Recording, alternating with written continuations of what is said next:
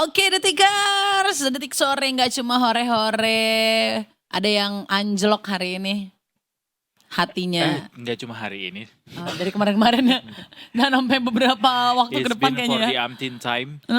Banyak sekali desas-desus hari ini yang bikin market sepertinya lagi tidak menentu gitu.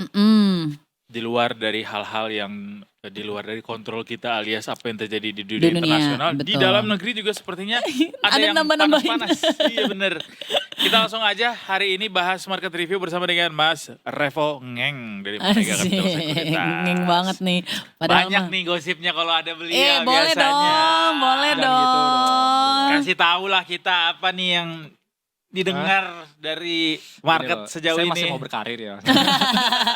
Jadi tolong agak ditahan agak ya. hati-hati gitu ya. Mas Nanti Revo nggak sibuk dalam beberapa hari ini karena terlalu bergejolak market Justru kita. karena saya lumayan jadi nggak nongol-nongol sini. Karena itu ya. Karena merah terus nih SG-nya nih. Nah iya ini sekarang udah sampai di berapa nih? 58. 5.800 terakhir ya. Tadi sempat ke 5.600 sempat sih? Sempat kan ya? 56. Bottom line-nya tadi di 5.644, 5.600 ya. sekarang 58.39. 5% nyampe nggak tuh? Enggak ya? 4% sih tadi sih. 4%. Sempat. 4%, kemarin juga Wow. 4%. Mhm. Bener kan 4% kan kemarin? 4,11 ya 4,11. Gokil. Itu Gokil banget.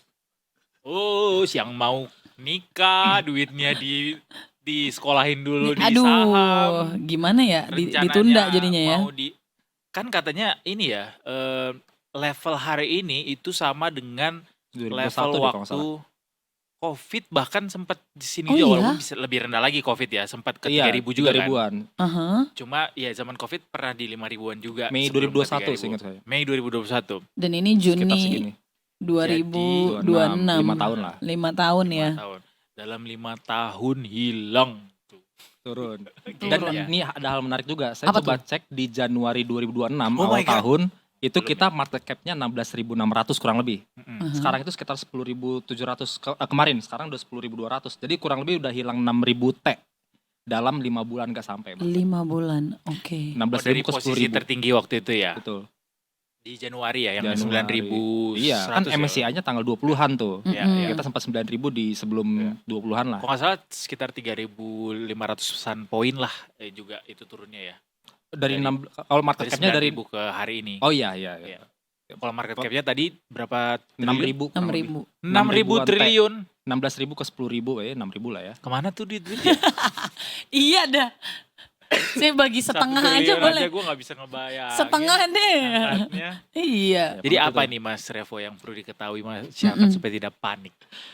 Ya banyak, intinya gini, kalau kita ngelihat apa yang terjadi belakangan ini untuk saat ini ya, kita ngelihat beberapa hari ini memang kebanyakan di internal ya, di domestik yang memang Domestik. kondisinya gejolaknya luar biasa banget ya, sangat luar biasa. Yes. Tadinya awalnya saya pikir setelah effective date di MSCI 1 Juni itu, Mm-mm.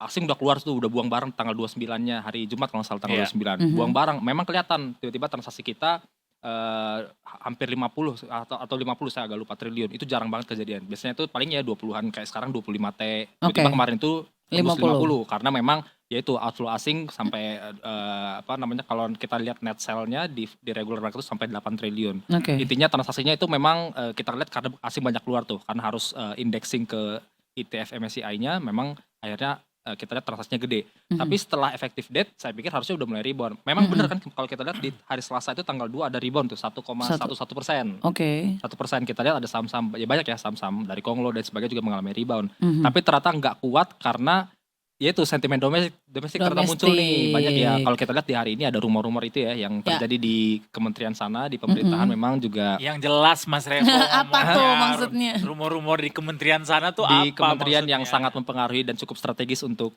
keberlangsungan ekonomi Indonesia seperti itu Banyak ya. semua kementerian juga strategis Mas Revo.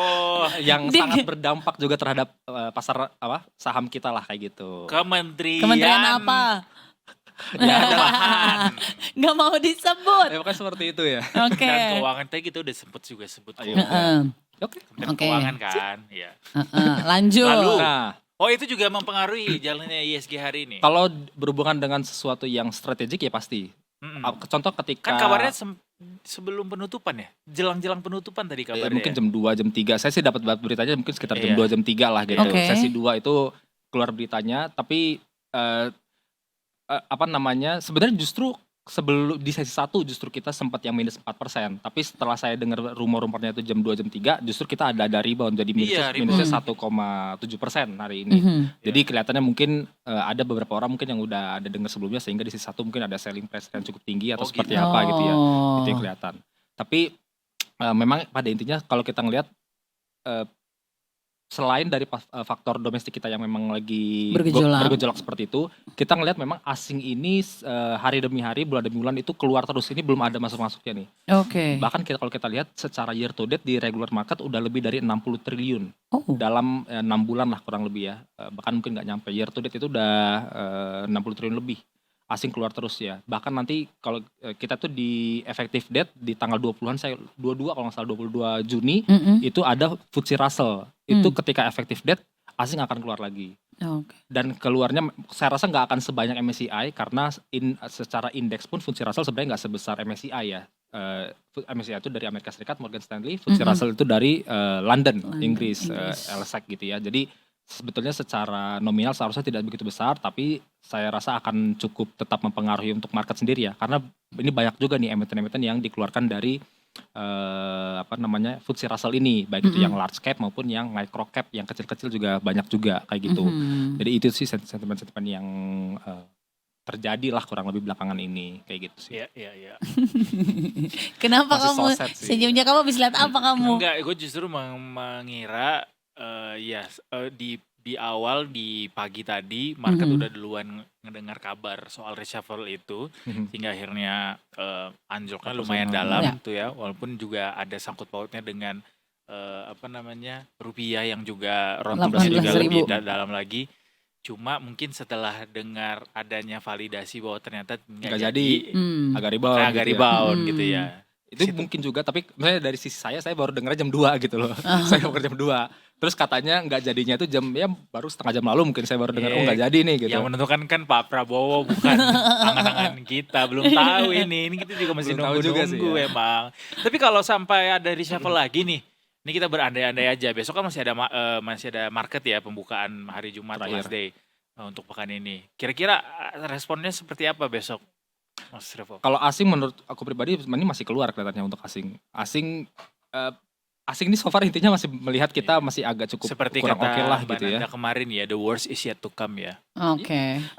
Terakhir aja yang kemarin ya, informasi dari Bloomberg itu yang Moody's membuat outlook-nya untuk negatif ke Danantara ya, DIM itu juga negatif juga. Meskipun seingat saya kayaknya kalau untuk S&P outlook-nya itu enggak stabil gitu ya. Tapi untuk Moody's juga gede juga gitu ya, itu negatif. Jadi outlook ini yang juga semakin mendorong lagi ya untuk mereka juga keluar akhirnya. Dan kalau kita perhatikan kelihatannya mungkin ini secara, saya belum punya data persisnya, cuma kalau kita ngelihat secara year to date IHSG itu turun udah 30% lebih. Mungkin 31 persenan lah mungkin ya. Iya 31 tadi gue kurang lebih. Dan itu terburuk sedunia. Wah. Oh iya. Iya, kalau kita compare ke India, ke negara Asia. Siapa di atas kita? India itu minus belasan persen. Year to date-nya. Kita 31%. Kalau kita bandingkan yang Asia lainnya, Taiwan, Jepang, Hong Kong, kemudian yang paling tinggi itu KOSPI Korea Selatan itu 108%. Bahkan dia doubling ya 100% year to date kayak gitu.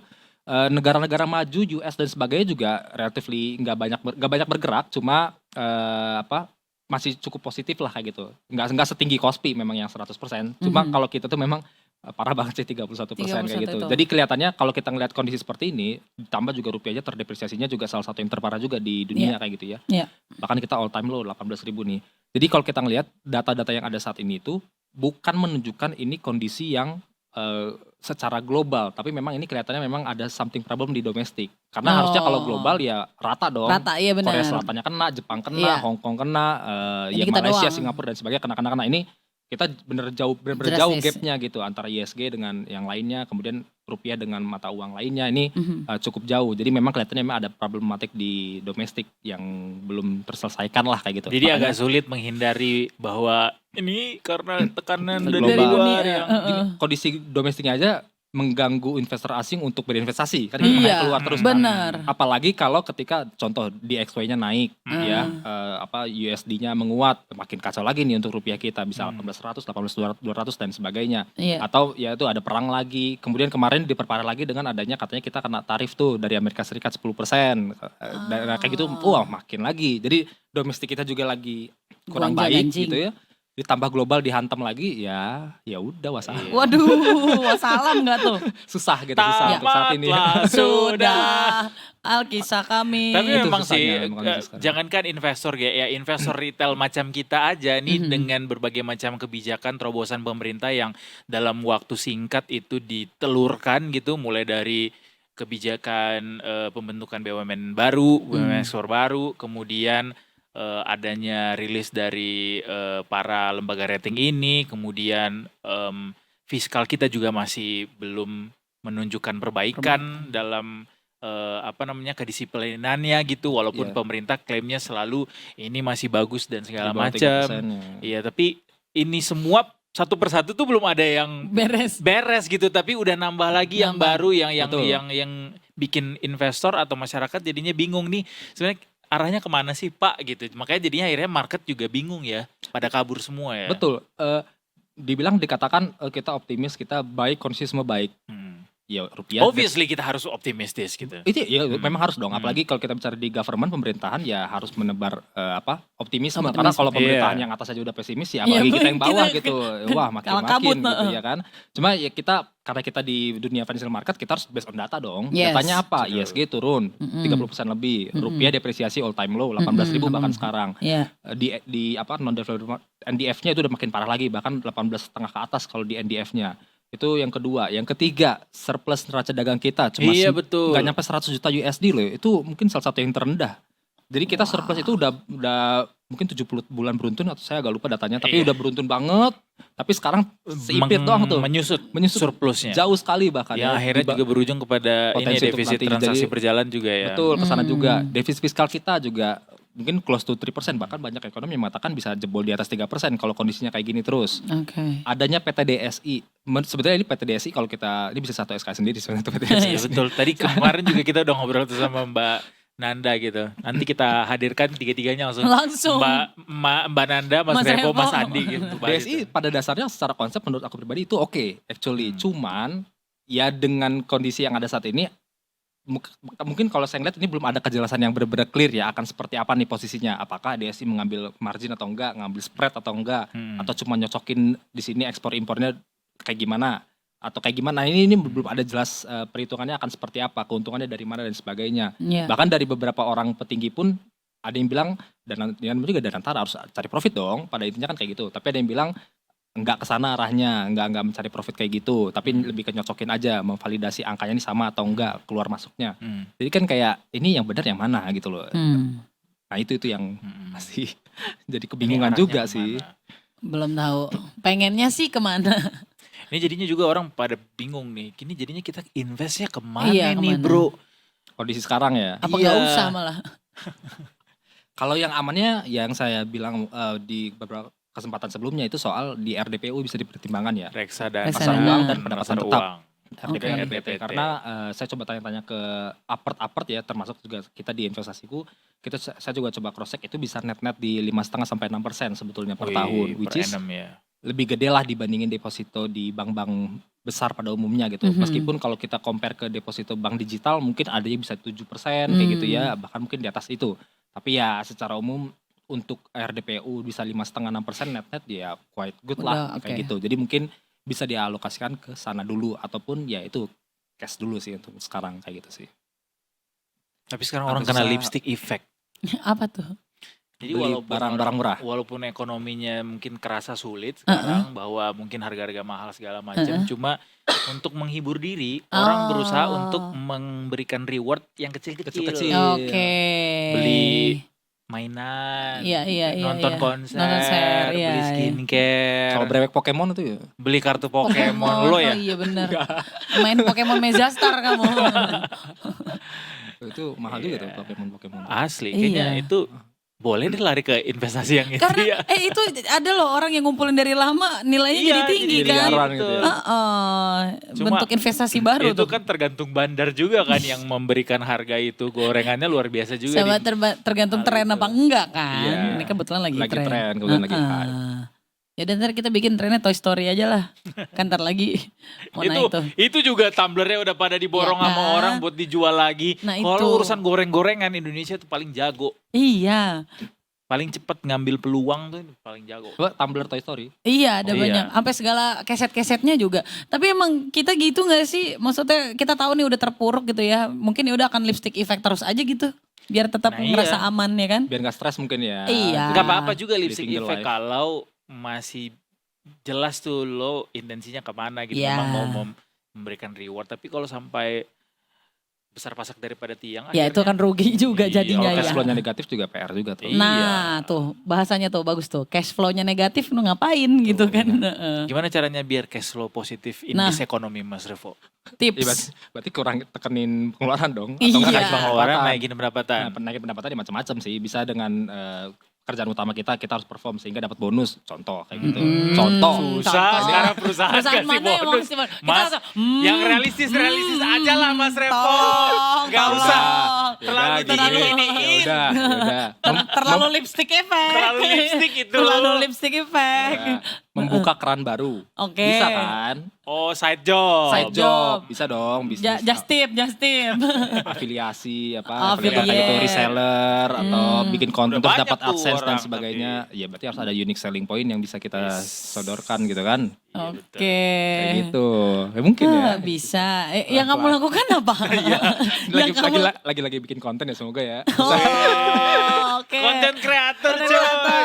Jangan jadi afiliator yang ngejebak orang ya. Jangan. Oh, nggak boleh. Giring-giring. Bener. Aku adukan Anda ke OJK nanti. Wah, Kamu harus kita ini. kelar nih nanti nih Edukasi kalau ini. kamu. Harus Nggak boleh benar. ada tiket ya. Nggak boleh. Siapapun kalian di luar sana jangan sampai menggiring opini atau informasi ke yang salah dan Yes. kemudian ngambil untung dari situ. Jangan, Itu nggak baik. perbuatan melanggar hukum. Iya. Nono ya. Asik. Ke situ Nono. Aduh. Ya udah deh, kita wrap dulu hari ini. Aha.